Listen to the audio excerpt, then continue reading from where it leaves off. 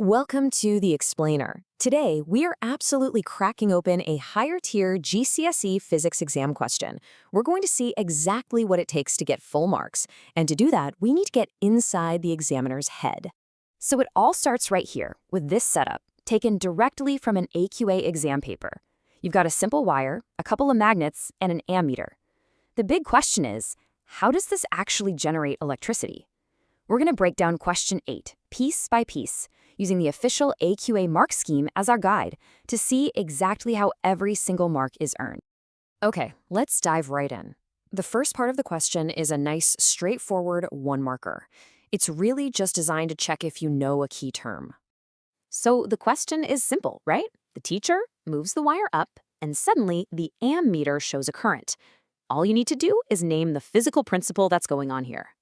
And there it is. The answer, straight from the mark scheme, is the generator effect. Now, the scheme also accepts electromagnetic induction. Notice how specific that is? This is a huge exam tip. For these definition questions, you have got to use one of the exact accepted terms. That's how you lock in the mark. All right, let's move on to part 2, and you can see how the question is starting to build. This next part is worth 3 marks, and it's all about explaining why that current was even created in the first place. This is where you really show that you understand the process. So you see, the question isn't just asking what happened. It wants a step-by-step explanation of the physics behind it. This is a test of how clearly and logically you can describe the whole process. Now, check this out, because this is how you get all 3 marks. The mark scheme is looking for this exact logical sequence. You have to hit these 3 distinct points, in order. Let's break it down. So, the most crucial part is starting with this exact phrase. The mark scheme is very clear. You must state that the wire cuts the magnetic field lines. This is the trigger for everything else that happens. It is the absolute essential first step, and it's a non-negotiable for getting that first mark. Okay, now for a classic exam twist. What happens if you change one of the variables? This kind of question is designed to test if you really understand the rules that control the direction of the current. So, the setup is the same. The wire moves upwards in exactly the same way, but the magnet has been flipped. Now remember, the original deflection was positive 0.4 milliamps. So what happens now? And the answer is negative 0.4 milliamps. You know, the rule here is actually super simple. If you reverse the direction of the magnetic field, or you reverse the direction of the motion, you reverse the direction of the current. The amount of current stays the same, but the sign just flips. Simple as that. And this is where the question gets really cool, because it connects his core physics principle to technology that we use every single day.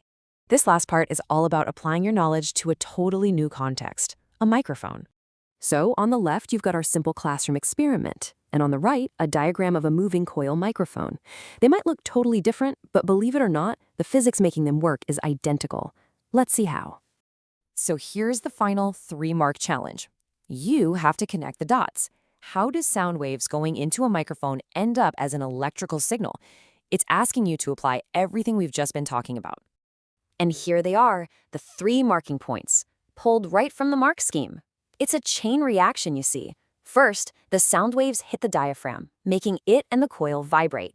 Second, that moving coil then cuts through magnetic field lines. Sound familiar? And third, this induces a potential difference, which creates a current. It's just the generator effect, but inside a microphone. And because the coil is vibrating back and forth, the current is constantly reversing direction, creating an alternating current that is a perfect electrical copy of the original sound wave. So, there we go. We've cracked the question. We've seen exactly how every single mark is awarded. So what are the big takeaways? What can you use in your exam? Okay, these are the points you absolutely need to remember.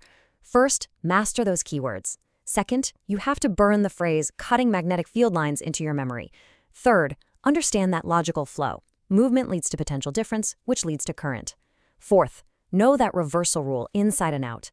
And finally, be ready to apply this whole principle to different technologies. This is how you turn what you know into marks on the paper. So there you have it, question 8, completely decoded.